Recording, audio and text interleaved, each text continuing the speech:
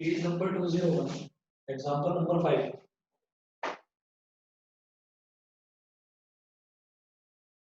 Example 5.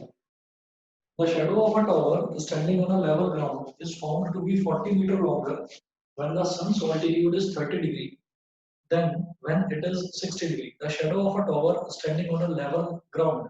ठीक है, एक टॉवर है जो कि ग्राउंड पर बिल्कुल सीधा खड़ा हुआ है. ठीक है, हम यहाँ पर और हमको ना कोई डायग्राम नहीं दे रखा, तो डायग्राम हम अपने अंदाज से बनाएंगे. एक टॉवर है तो टॉवर ग्राउंड पर बिल्कुल सीधा खड़ा हुआ है. Tower standing on a level ground. Tower ऐसे खड़ा हुआ है बिल्कुल सीधा. ठीक है. अच्छा सर. हाँ बेटा बताओ. सर मैं ये कह रहा था सर, इस महीने सर हमारे सर हाफ ईयरली हैं, तो उसके ना सर थोड़ा सा रिवीजन कराना होगा. आप करा दोगे? मेरे को बता देना, व्हाट्सएप कर देना मेरे को कि कौन कौन से टॉपिक्स हैं जिनमें तुम्हें डाउट आ रहा है. तो वो जो तुम्हारा रियल नंबर पे क्या कह रहे हो. सर पहला सर मैथ्स का ही है, तो इसलिए कह रहा था. हाँ, तुम्हारा जो है ना, तुम्हारी आवाज थोड़ी सी कट कट के आ रही है मुझे, तो तुम्हें जिस जिस टॉपिक का रिवीजन चाहिए हो वो तुम मुझे बता देना और अपनी ना डेट शीट भेज देना मुझे. ठीक है. सर आप बोल रहे थे कुछ बच्चों को ठीक है सर. ट्रिग्नोमेट्री आप दोबारा कराओगे. क्या चीज दोबारा करना है. सर ट्रिग्नोमेट्री का रिवीजन कराओगे आपने कहा था ना. ट्रिग्नोमेट्री का रिवीजन कराऊंगा. तुम जो तुम्हारा दिवस और सॉरी अनुभव कार्तिक दिवस, तुम तीनों तो सेम स्कूल में हो ना. तो यस सर. तुम्हारी जो डेट शीट है, एक तो अपनी डेट शीट में भेज दो और किस किस टॉपिक का तुम रिवीजन तुम्हें चाहिए या कौन कौन से पर्टिकुलर टॉपिक्स हैं, कुछ क्वेश्चंस हैं जिनमें तुम्हें डाउट है, तो वो मेरे को भेज दो, व्हाट्सएप कर दो मेरे को पर्सनली. सर मैंने पहले से कर रखा है आपको व्हाट्सएप. क्या कह रहे हो. सर मैं कर चुका हूँ, आपको व्हाट्सएप कर चुका हूँ, पहले किया था रियल नंबर से. करा रहे सर. अच्छा अच्छा, तो मेरे को एक बार ना दोबारा फॉरवर्ड कर देना प्लीज. मेरे को एक बार वो मैसेज दोबारा फॉरवर्ड कर देना, तो मैं उसी हिसाब से देख लूंगा. और डेट शीट भी तुमने भेजी होगी, अगर है मेरे पास तो ठीक है, लेकिन फिर भी दोबारा भेज देना एक बार. ठीक है दिवस. Okay sir. सर अभी आपने क्या बताया, मैं डिस्कनेक्ट हो गया था. नहीं, अभी टॉपिक से रिलेटेड कुछ भी नहीं बताया, वो कुछ और बात चल रही थी. ठीक है, तो जरा देखिए एग्जांपल नंबर 5 है. एग्जांपल नंबर 5 में इन्होंने बोला the shadow of a tower standing on a level ground is found to be 40 meter longer when the sun's altitude is 30 degree.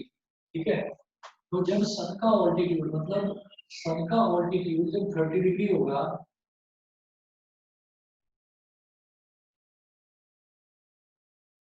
जब सन का ऑल्टीट्यूड 30 डिग्री होगा, तो जो शेडो है वो शेडो कितनी होगी. The shadow of a tower standing on a level ground is found to be 40 meter longer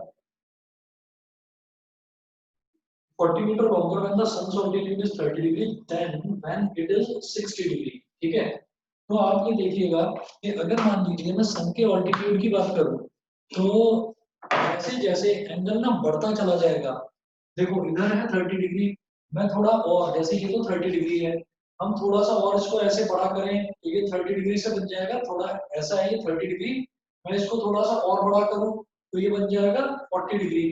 थोड़ा और बड़ा करूं ये बन जाएगा 45 डिग्री, और बड़ा 60. धीरे धीरे धीरे धीरे मतलब हम नजदीक आते जाएंगे तो ये बन जाएगा बिल्कुल एग्जैक्टली स्ट्रेट 90 डिग्री. ये 90 डिग्री बन जाएगा. और 90 डिग्री का मतलब क्या है कि जब मैं सीधा खड़ा हुआ हूँ और सन बिल्कुल टॉप पर है, मतलब बिल्कुल मेरे सन जो है वो मेरे सर के ऊपर है, तो उस टाइम जो शेडो है वो शेडो बनेगी ही नहीं. अगर सन बिल्कुल टॉप पर है, हमारे सर के ऊपर है, तो शेडो बनेगी ही नहीं. ये चीज सबको क्लियर है. Yes sir. ये चीज अगर सबको क्लियर है तो आगे सुनिएगा. इन्होंने बोला कि 30 डिग्री जब था, जब 30 डिग्री था यानी कि इस तरीके से था, तो शेडो बनेगी बेटा लंबी, है ना. और कितनी लंबी बनेगी वो लेंथ मुझे नहीं बताया है, लेकिन ये बताया है कि 60 डिग्री पर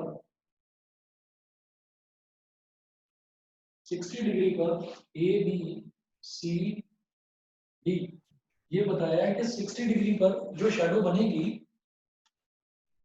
तो उससे 40 मीटर फालतू, मतलब 40 मीटर एक्स्ट्रा लंबी शेडो बनेगी तब जब 30 डिग्री होगा एंगल. मेरी बात सबको समझ में आ गई? तो हम ये कहेंगे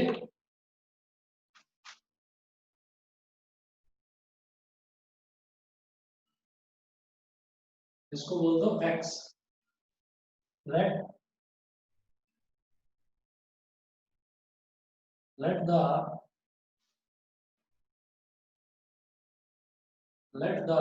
length of the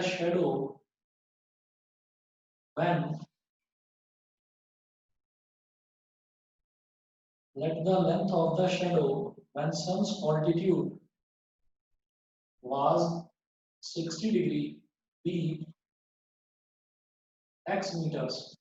जब सन का ऑल्टीट्यूड 60 डिग्री था तब जो लेंथ ऑफ शैडो थी उसको मैंने x मीटर मान लिया, तो ये x मीटर हो गया।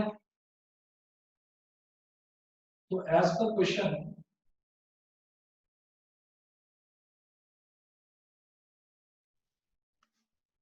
ये इससे 40 मीटर ज्यादा है, तो हम ये कहेंगे कि एज पर क्वेश्चन, बेटा सभी को समझ में आ रहा है जो मैं बता रहा हूँ? Yes, sir. Yes, sir. Harshika clear है यस आपको? Sir. Yes, sir. Yes, sir. Okay, as per question length of shadow when sun's altitude becomes 30 degree will be equal to x plus 40 meter, will be equal to x plus 40 meter। Excuse me, sir. हाँ जी बताइए। Sir वो 90 degree वाला समझ नहीं आया। 90 degree वाला मैं ये कह रहा हूँ कि अगर मान लीजिए, अगर मान लो मैं ऐसे खड़ा हुआ हूँ, ठीक है, मैं ऐसे खड़ा हुआ हूँ, अब आपको इधर से मेरा फेस दिखाई दे रहा होगा, अगर मैं ऐसे खड़ा हुआ हूँ और मैं सीधे किसी चीज को देखता हूँ तो मेरा जो एंगल है वो एंगल बिल्कुल ऐसे स्ट्रेट रहेगा, मतलब मेरी गर्दन जरा भी ऊपर या नीचे नहीं होगी, ऐसे सीधी रहेगी, इसका मतलब एंगल है 0 डिग्री। अब क्या हुआ कि कोई चीज थोड़ी सी ऊंची है तो मैंने गर्दन थोड़ी सी ऐसे ऊपर कर ली, तो मेरा एंगल हो सकता है 30 डिग्री हो, और वो चीज और ऊंची है तो मैं उसको अपनी गर्दन को और ऊपर कर लूंगा तो एंगल बढ़कर 60 डिग्री हो गया, बिल्कुल ऊपर है तो मैं ऐसे देखूंगा तो एंगल कितना हो जाएगा 90 डिग्री। तो मैं वही कह रहा हूँ कि जब मान लीजिए एंगल 30 डिग्री है तो 30 डिग्री का मतलब ये है कि सन यहाँ पर है, मतलब सन को मैं 30 डिग्री के एंगल पर देख पा रहा हूँ, तब तो शैडो बनेगी लंबी। और जैसे सन जो है वो अब सन को 60 डिग्री पर मैं देख पा रहा हूँ ऊपर, ठीक है, मतलब सन को देखने के लिए मुझे गर्दन काफी ऊपर करनी पड़ रही है तो शैडो बहुत छोटी बनेगी। और अगर सन बिल्कुल एग्जैक्टली मेरे सर के ऊपर है तो पूरी सन की लाइट ऐसे पड़ेगी तो शैडो कहीं बनेगी ही नहीं, ये बताया था मैं, नहीं समझे? सर फिर जो 30 डिग्री वाली शैडो है तो उसको हमने डीवी क्यों लिया है?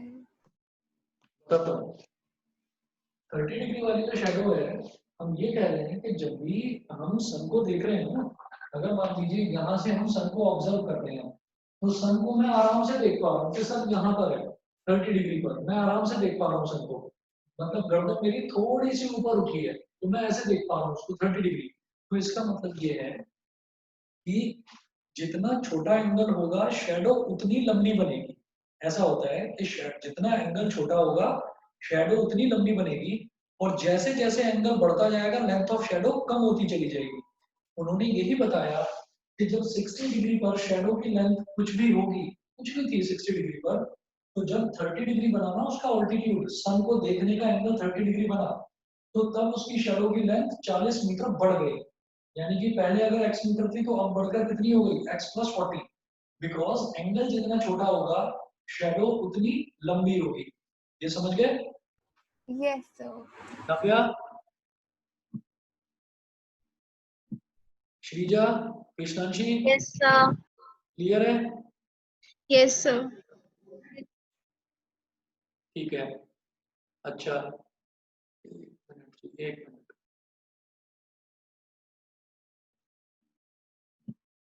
चलिए इसके बाद देखते हैं। अब हमने बोला कि अब यहाँ पर मुझे अगर राइट ट्रायंगल्स की बात करूं तो मुझे दो राइट ट्रायंगल दिखाई दे रहे हैं, एक है ए बी सी और एक है ए बी डी, तो मुझे दो राइट ट्रायंगल्स दिखाई दे रहे हैं। अब मैं इसमें दोनों राइट ट्रायंगल्स में लगाऊंगा फंडा और जरा ये देखते हैं कि क्या पूछा जा रहा है यहाँ पर। इन्होंने पूछा है कि आप हाइट ऑफ टावर बताइए, ठीक है, यानी कि ए बी जो हाइट ऑफ टावर है।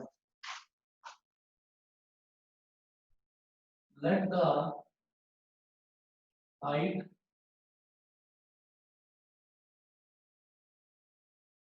Of tower A B be h meter, let the height of tower AB be h meter, ठीक है, ये हाइट ऑफ टावर है। तो triangle ABC, in triangle ABC tan 60 degree, tan 60 degree क्या हो जाएगा, perpendicular upon base, यानी कि h अपॉन x। मेरी बात समझ में आ गई?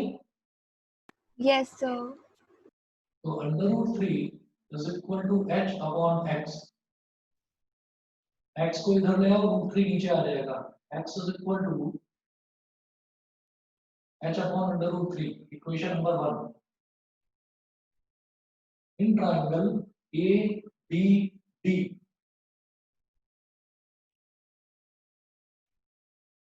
इन ट्राइंगल ABD, ये जो बड़ा ट्राइंगल है अब ABD, इसकी बात करते हैं तो tan 30 degree is equal to AB यानी कि H upon BD। AB upon BD, tan 30 degree की वैल्यू होती है 1 अपॉन √3।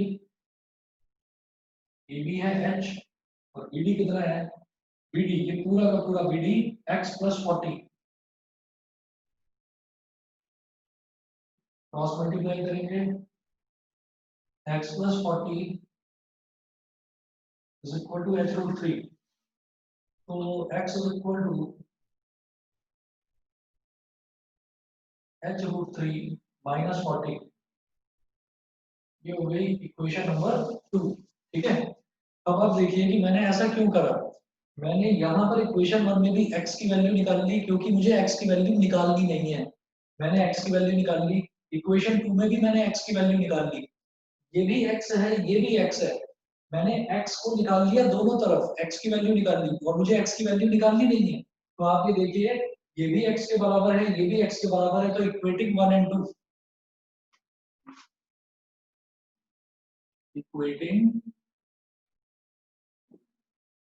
1 and 2, फर्स्ट और सेकंड को इक्वेट कर देंगे।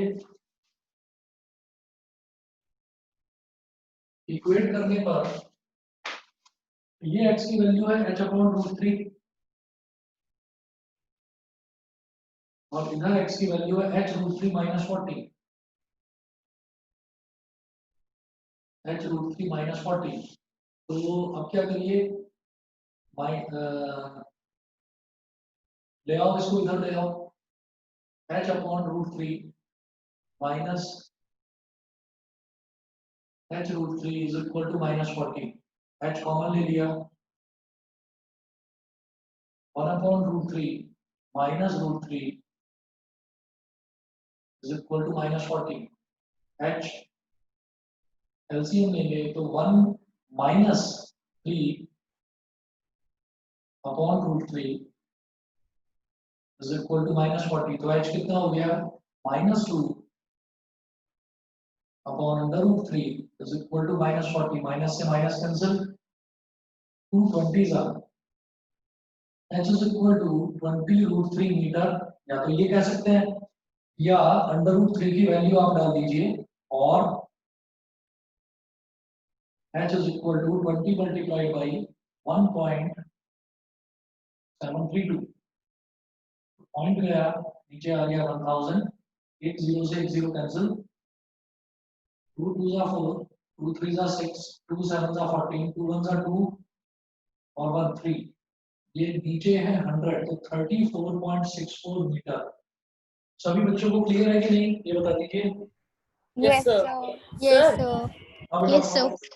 सर ये √3 की वैल्यू डालना जरूरी है, अगर हम 220 √3 मीटर लिख के छोड़ दे तो हमारा आंसर गलत नहीं ना होगा। वो भी ठीक है, तो भी ठीक है। ठीक है सर। कोई ठीक है, कोई प्रॉब्लम नहीं है, समझ गए? Yes sir. चलिए जी, अब इसके बाद देखिए एग्जांपल नंबर 6, ये है पेज नंबर 202 पर एग्जांपल नंबर 6। ये देखिएगा, इसमें दे रखा है the angles of depression of the top and the bottom of an 8-meter tall building from the top of a multi-storied building are 30 degree and 45 degree respectively. Find the height of the multi-storied building and the distance between the two buildings. क्या दे रखा है? अब angle of elevation नहीं दे रखा, angle of depression.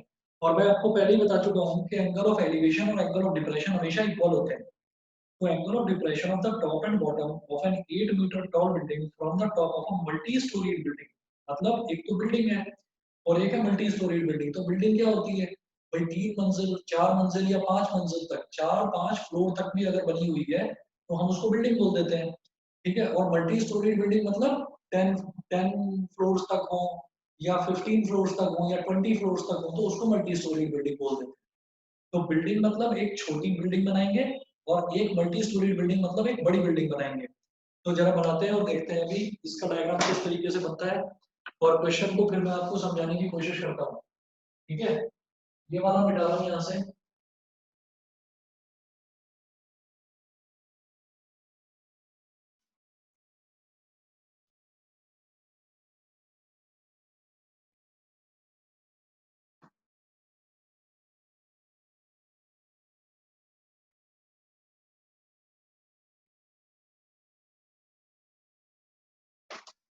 देखिए अब क्या करना है मुझे इसमें, example number 6 में the angles of depression of the top and the bottom of an 8-meter tall building from the top of a multi-storied building।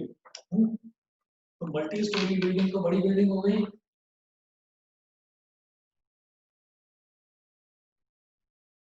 एक बिल्डिंग तो बेटा ये हो गई छोटी बिल्डिंग, और एक बिल्डिंग ये हो गई बड़ी बिल्डिंग। दोनों के बीच में कुछ डिस्टेंस रहा होगा, ठीक है। अब क्या है, the angles of depression of the top and the bottom of an 8-meter tall building। तो ये जो बिल्डिंग है ए बी, इस बिल्डिंग की हाइट है 8 मीटर। तो अगर इसको इसके टॉप का एंगल ऑफ डिप्रेशन देखा जाए, ये है multi storeyed building. Multi storeyed building से एक बार तो इस छोटी बिल्डिंग के टॉप को देखते हैं और एक बार इस छोटी बिल्डिंग के बॉटम को देखते हैं,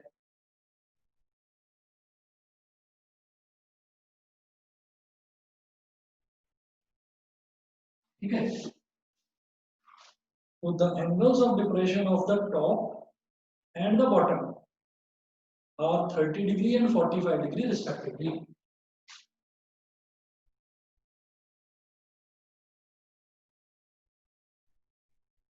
अगर टॉप का एंगल ऑफ डिप्रेशन देखते हैं तो ये है 30 डिग्री, और बेटा अगर बॉटम का देखते हैं तो ये है 45 डिग्री।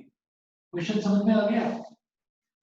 एक बड़ी बिल्डिंग से, एक मल्टी स्टोरी बिल्डिंग से हम एक छोटी बिल्डिंग के टॉप को देखेंगे तो हॉरिजॉन्टल के साथ, ये हॉरिजॉन्टल लाइन हो गई, हॉरिजॉन्टल के साथ एंगल ऑफ डिप्रेशन बनेगा 30 डिग्री, ठीक है।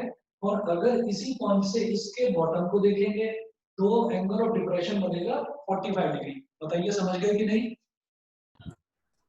Yes sir. Yes, सभी sir. बच्चों को, हाँ सभी बच्चों को क्लियर?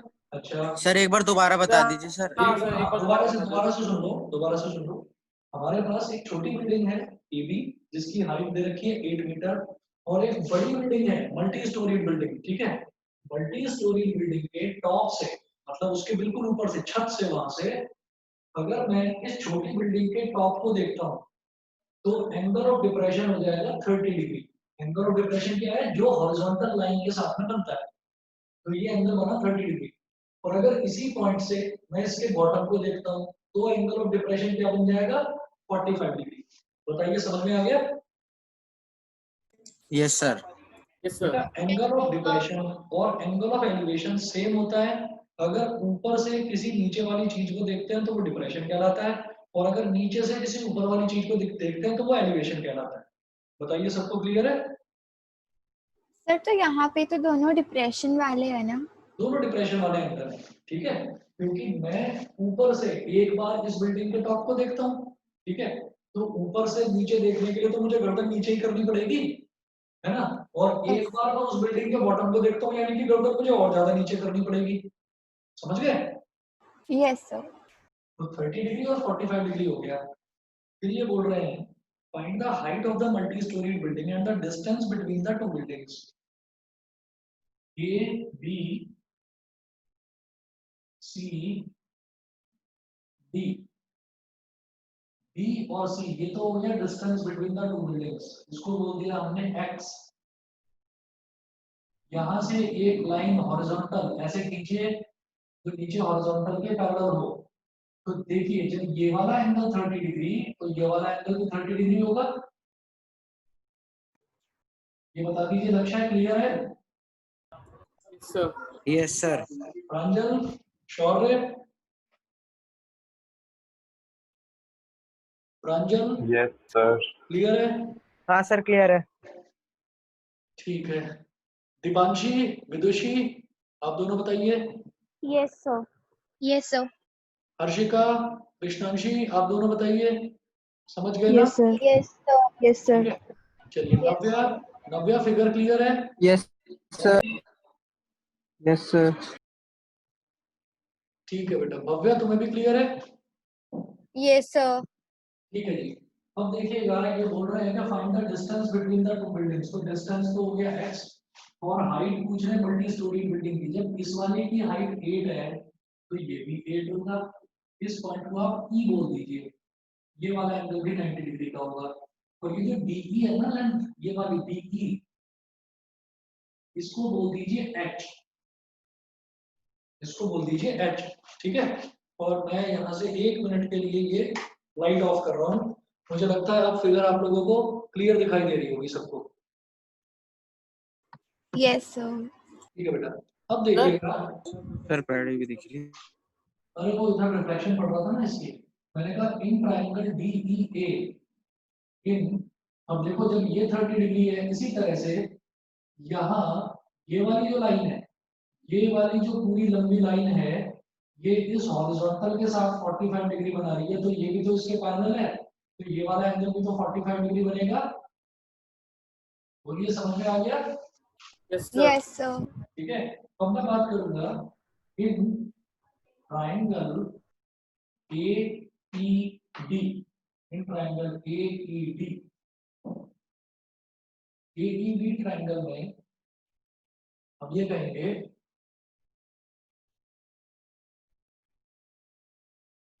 कि मुझे ये 30 डिग्री मालूम है, तो देखिएगा tan 30 degree is equal to DE upon AE, DE upon AE। tan 30 degree हो गया 1/√3 और DE क्या है, h है, और AE क्या है, x है। ठीक है, मुझे h और x दोनों की वैल्यू निकालनी है। क्रॉस मल्टीप्लाई करेंगे तो x की वैल्यू क्या हो गई, h√3। ये हो गया इक्वेशन नंबर 1। सभी बच्चों को क्लियर? उसके बाद देखिए, अब मैं दूसरा राइट ट्रायंगल लूंगा।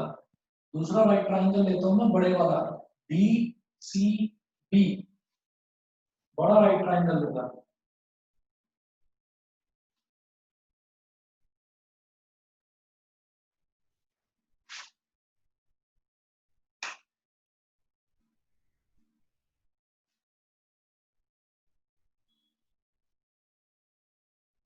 In triangle DCB, in triangle DCB, तो यहां पर tan 45 डिग्री,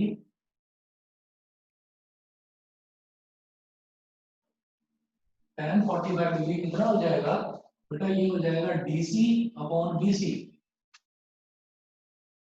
और tan 45 डिग्री की वैल्यू होती है 1, और ये DC कितना है, h+8, सॉरी मैंने लिखा ही नहीं, DC अपॉन BC। BC कितना है h plus 8 और BC कितना है x, ठीक है। तो यहां से ये इधर आ गया तो x is equal to h plus 8। Equation number 2।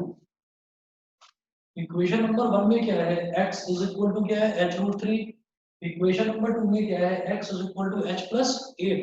ये हो गया। तो मैं कहूंगा इक्वेटिंग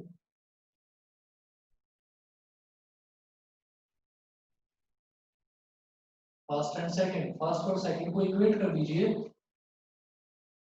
तो h under root 3 is equal to h plus 8। अब इस h को इधर ले आओ, h under root 3 minus h is equal to 8।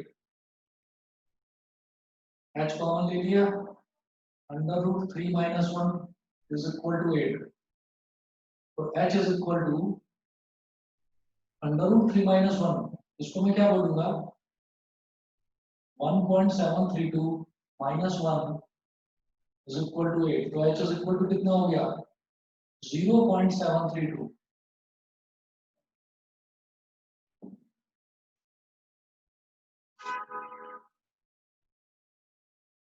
तो h की वैल्यू कितनी आ गई 8/0.732। अभी पॉइंट गया ऊपर आ गया 30। 732 से 8000 को डिवाइड कर दो।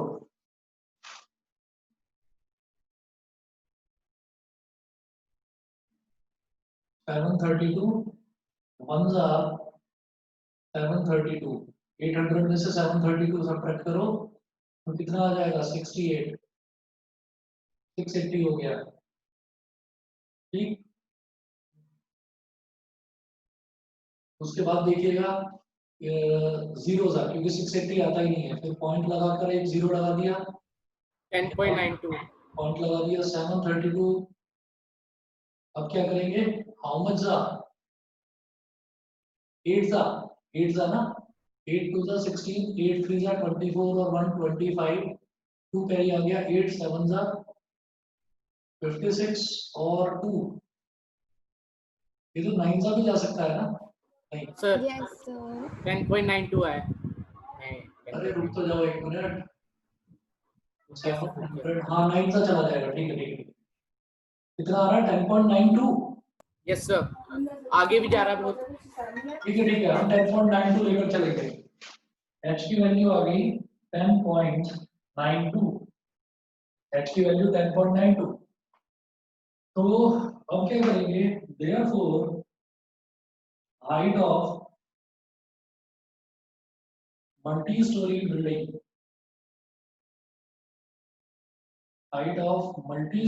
building ये कितना हो जाएगा h plus 8 यानी 18.92. कि 10.92 plus 8 कितना हो गया 18.92 मीटर। एक तो ये हो गया। उसके बाद हमें x निकालना है x। तो x की वैल्यू क्या है x की वैल्यू h plus 8 है ना और ये h plus 8 ही निकाला है मैंने तो x जो है वो भी यही हो जाएगा 18.92। आंसर चेक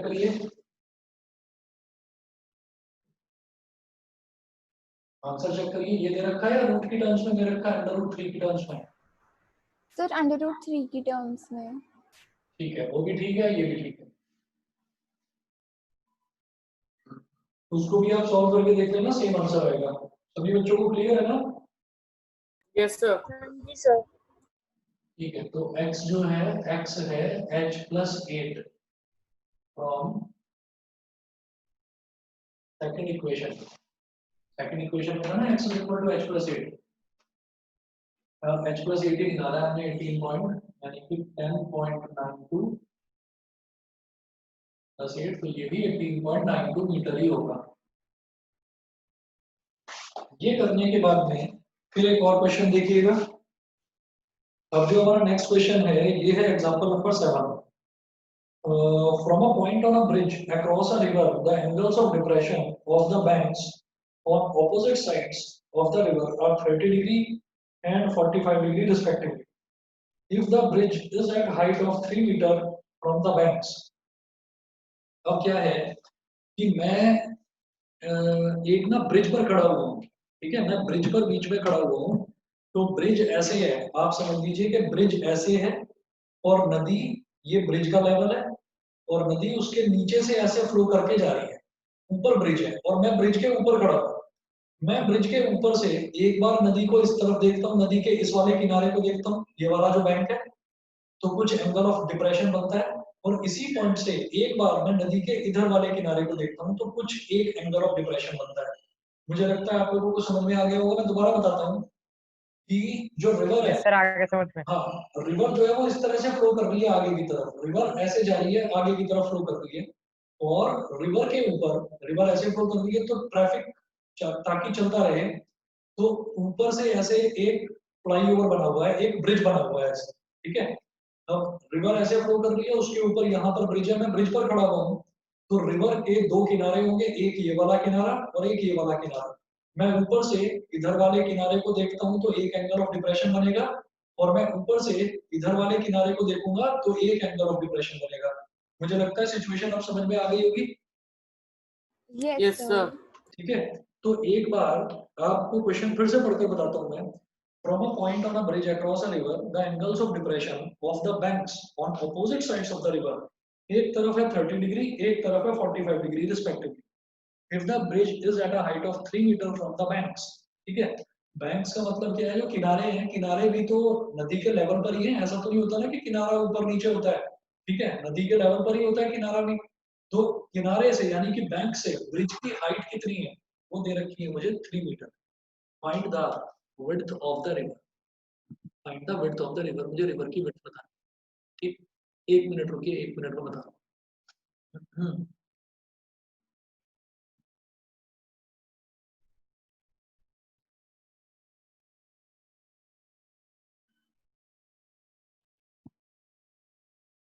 हाँ जी,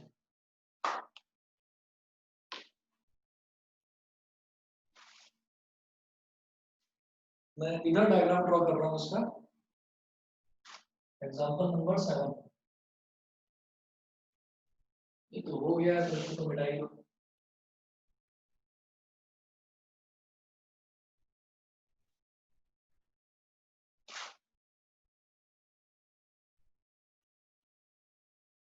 एग्जांपल 7, अब यहाँ पर इस तरीके से है,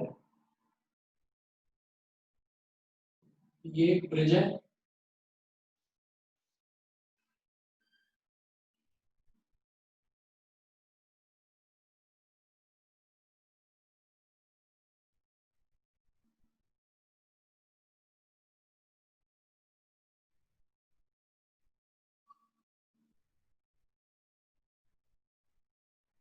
और यहाँ से नीचे से एक रिवर ऐसे फ्लो कर रही है,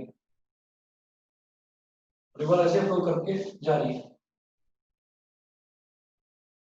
तो रिवर चूंकि आगे की तरफ ऐसे निकल रही है, पीछे से फ्लो करती हुई आ रही है, तो हम यहाँ क्या करेंगे, मैंने इसलिए इसको थोड़ा टेढ़ा दिखा दिया, पानी के फ्लो को मैंने थोड़ा टेढ़ा दिखा दिया, मतलब समझिए कि पानी आगे की तरफ निकल रहा है, ठीक है। तो from a point on the bridge, यहाँ पर इस पॉइंट से हमने कहा कि हम एक पॉइंट पर खड़े हुए हैं ब्रिज पर, मान लीजिए हम इस पॉइंट पर खड़े हुए हैं, तो एंगल ऑफ डिप्रेशन जब यहाँ से निकाला जाता है वो बोलते हैं the angle of depression of the opposite banks of the river are 30 degree and 45 degree.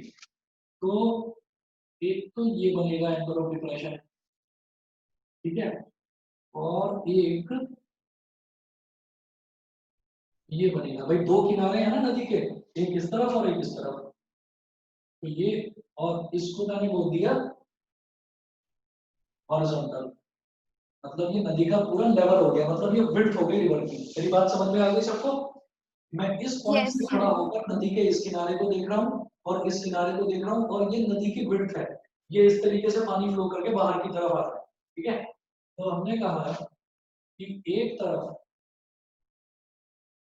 यहाँ पर तो बनता है एंगल 45 डिग्री और यहाँ पर एंगल बनता है 30 डिग्री, एक तरफ 30 डिग्री, एक तरफ 45 डिग्री, ठीक है, तो उसकी जो हाइट है, हाइट कितनी दे रखी है,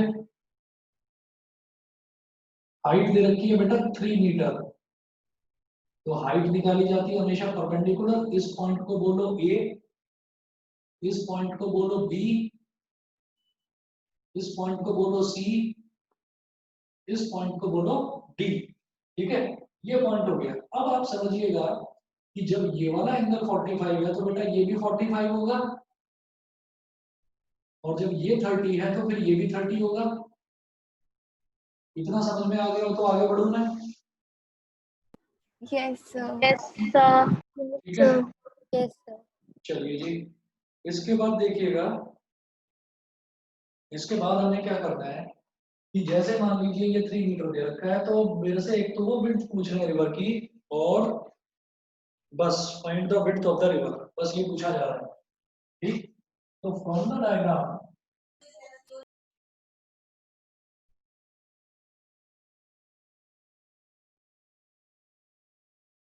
it is clear that the width of the river will be, ये पूरा का पूरा CD, और CD किसके बराबर होगा, BC plus BD, BC plus BD, मतलब ये पूछा जा रहा है मुझसे, मेरे को ये बताना है, CD बताना है कितना है। ठीक, अब इसके बाद मैं यहाँ आता हूँ, और क्वेश्चन समझ में आने के बाद अगर एक बार डायग्राम ठीक बन जाए, उसके बाद आप देखेंगे इस क्वेश्चन में आगे फिर इस पूरे चैप्टर के क्वेश्चंस में फिर कोई ज्यादा मुश्किल नहीं चीज है, फिर समझ में आ जाता है, एक बार बस डायग्राम बन जाए। अनुभव क्लियर है? Anubhav, Kartik? Yes sir. Yes sir. ठीक है बेटा, अब देखिएगा, अब मैं बात करूंगा in triangle A B C, in triangle ABC. तो ट्राइंगल एबीसी में मैं 45 डिग्री देखता हूं, तो tan 45 degree is equal to AB upon BC। tan 45 degree is equal to perpendicular upon base, मतलब AB upon BC। tan 45 degree 1 और AB कितना है 3 मीटर, और BC कितना हो जाएगा, BC इंटू 1, तो BC is equal to 3 metre. एक तो ये हो गया। फिर हम बोलेंगे दूसरे ट्राइंगल में, इन triangle ABD, in triangle ABD tan 30 degree is equal to again AB upon BD। AB upon BD, tan 30 degree कितना होता है 1 upon अंडर रूट 3, और ये AB 3 हो जाएगा और BD मुझे नहीं पता, तो BD into 1 मतलब BD is equal to 3 root 3 meter। Therefore width of the river will be, width of the river कितना है CD, तो CD is equal to BC plus BD। अब BC है 3 और BD है 3 रूट 3, दोनों को ऐड कर दिया, तो हमने 3 ले लिया यहाँ पर कॉमन, ये आ गया 1 प्लस रूट 3 मीटर। देखना आंसर इतना ही दे रखा है क्या बस? Yes, sir. चलिए जी, बुक में इतना ही Yes, आंसर दे sir. रखा है, तो आपको रूट 3 की वैल्यू डालने की कोई जरूरत नहीं है, ये आपका हो गया, बस इतना सफिशिएंट है। ठीक है, चलिए जी, बताइए सभी को क्लियर है इतना? Yes, sir. Yes, sir. ठीक है, अब मैं एक्सरसाइज शुरू करता हूँ, एक्सरसाइज 9.1। एक्सरसाइज 9.1 में मैं लास्ट से शुरू कर रहा हूँ, है ना। क्वेश्चन नंबर 16 देखिएगा, अगर आप चाहते हैं कि मैं शुरुआत से शुरू करूं तो शुरुआत से कर देता हूं, मैं लास्ट से इसलिए करना चाहता हूं कि लास्ट के क्वेश्चंस थोड़े से टफ होते हैं, तो मैं डिक्रीजिंग ऑर्डर में कर रहा हूं, बाकी क्वेश्चंस आप ट्राई करिएगा। पहले क्वेश्चन नंबर 16 कर रहा हूँ और बस 1 मिनट रुको, मैं जरा पानी पी रहा था।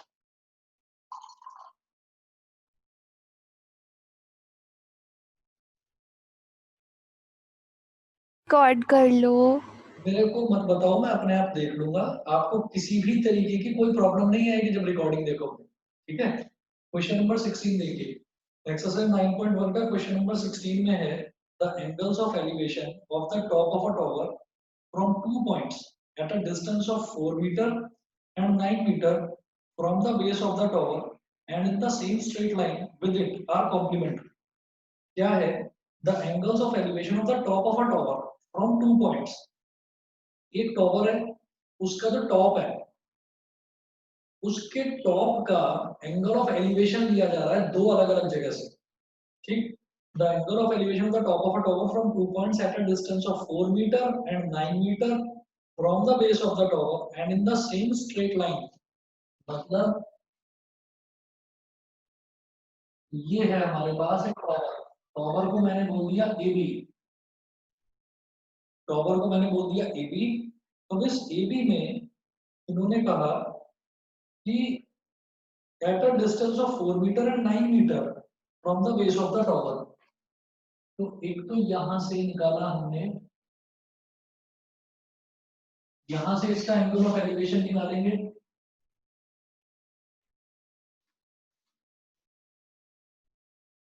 ये दे रखा है 4 मीटर, ठीक है। ये पॉइंट हो गया मेरे पास सी।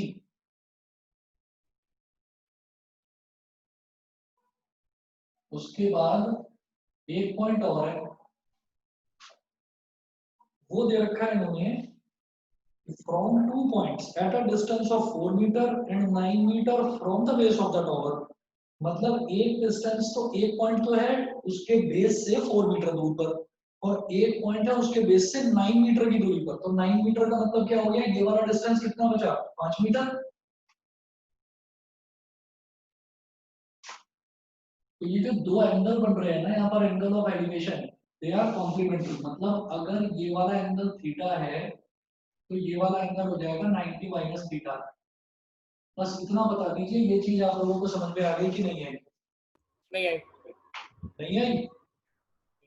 देखिए, अगर मान लीजिए मैं कहता हूं कि कोई दो एंगल कॉम्प्लीमेंट्री हैं, तो कॉम्प्लीमेंट्री का मतलब होता है कि अगर एक एंगल थीटा है तो दूसरा एंगल 90 माइनस थीटा होगा। मतलब दोनों एंगल्स का सम 90 के बराबर होना चाहिए। 90 माइनस थीटा प्लस थीटा कितना हो जाएगा? टोटल 90 हो जाएगा कि नहीं, बताइए। Yes sir, yes sir, yes sir, ये क्लियर है सभी को? Yes sir. अच्छा, इसके बाद देखिएगा, अब ये क्या पूछ रहा है मुझसे कि prove that the height of the tower is 6 metre. आपको ये प्रूव करना है कि जो टॉवर की हाइट है वो 6 मीटर है। तो हमने ये कहा in triangle ABC, in triangle ABC tan theta is equal to AB upon BC, ठीक है। मुझे अभी एंगल नहीं पता और एंगल की जरूरत भी नहीं है, इस तरह से वो आप अभी समझ जाएंगे। tan theta is equal to AB कितना है h और BC कितना है 4। ये इक्वेशन नंबर 1 हो गई। बताइए, क्लियर है आस्था? Yes sir. अब देखिए ट्राइंगल ABD, तो ट्राइंगल ABD, इसमें ट्राइंगल ABD जो बड़ा ट्राइंगल है इसमें एंगल क्या है? 90 माइनस थीटा। इसको क्या बोलेंगे? tan 90 minus theta is equal to क्या हो जाएगा? AB upon BD, AB upon BD। अब मुझे ये बता दो tan 90 माइनस थीटा क्या होता है? tan 90 माइनस थीटा क्या होता है, बताएंगे? cot theta. cot थीटा, ठीक है। तो tan 90 माइनस थीटा हो गया cot theta is equal to AB कितना है? h और BD कितना है? BD पूरा का पूरा 9, ठीक। अब मैं क्या करूंगा, ये जो cot थीटा है, मुझे इस cot थीटा को tan थीटा में अगर कन्वर्ट करना हो तो क्या करेंगे? रेसिप्रोकल ले लेंगे। मतलब cot थीटा क्या होता है? cot theta 1 upon tan theta भी तो होता है। बताइए क्लियर है भव्या? Yes, sir. तो इधर जो h/9 है वो तो एज इट इज रहा, और जो cot थीटा है, cot थीटा को मैंने tan की टर्म्स में लिख दिया, तो क्या हो गया 1/tan थीटा भी तो लिख सकता हूँ cot थीटा को। बताइए सबको क्लियर है ये चीज? Yes sir. हाँ जी यहाँ सर। से यहाँ से अगर मैं tan थीटा निकालना चाहूँ तो मुझे रेसिप्रोकल लेना पड़ेगा दोनों तरफ, तो tan थीटा क्या हो गया 9/h, 9/h, ये हो गई इक्वेशन नंबर 2। बताइए क्लियर है? अनुभव, कार्तिक, दिवस, आस्था, भव्या, बताइए क्लियर है Yes, सबको? sir. Yes sir. Yes sir. ठीक है, अब जरा देखिएगा tan थीटा 9/h, मैं दोबारा बता रहा हूँ, अगर किसी भी बच्चे को कंफ्यूजन हो तो देखो h/9 को एज इट इज लिखा रहने दिया, tan 90 minus theta cot theta होता है, और मैं जानता हूँ cot क्या होता है tan का रेसिप्रोकल, तो मैंने cot थीटा को लिख दिया 1/tan थीटा, ये मैं लिख सकता हूँ, इसमें कोई डाउट नहीं होना चाहिए किसी को। 1/tan theta is equal to h/9, लेकिन मैं tan थीटा की वैल्यू निकालना चाहता हूँ, तो मैंने दोनों तरफ रेसिप्रोकल कर दिया, तो 1/tan थीटा का रेसिप्रोकल करेंगे तो tan थीटा, और h/9 का रेसिप्रोकल करेंगे तो 9/h। नाउ मेरी इक्वेशन 1 भी tan थीटा के इक्वल है, इक्वेशन 2 भी tan थीटा के इक्वल है। आप लिखिएगा इक्वेट 1 and 2, फर्स्ट और सेकंड को इक्वेट कर दीजिए, तो 9/h is equal to h/4, 9/h is equal to h/4, तो h into h कितना हो गया h स्क्वायर, 9 into 4 कितना हो गया, ठीक है बताइए क्लियर है? Yes sir. तो h की वैल्यू कितनी हो गई 6 मीटर आ गई, यस सर। और यही हमको प्रूव करना था, बताइए सबको समझ में आ गया? हाँ जी। Yes, sir. ठीक है जी। अच्छा अब मैं ना एक चीज आपको समझा रहा हूँ, देखिए ध्यान दीजिएगा, कल आपकी जो क्लास है ना वो नॉर्मल टाइम पर ही होगी, कल मैं क्लास लूंगा,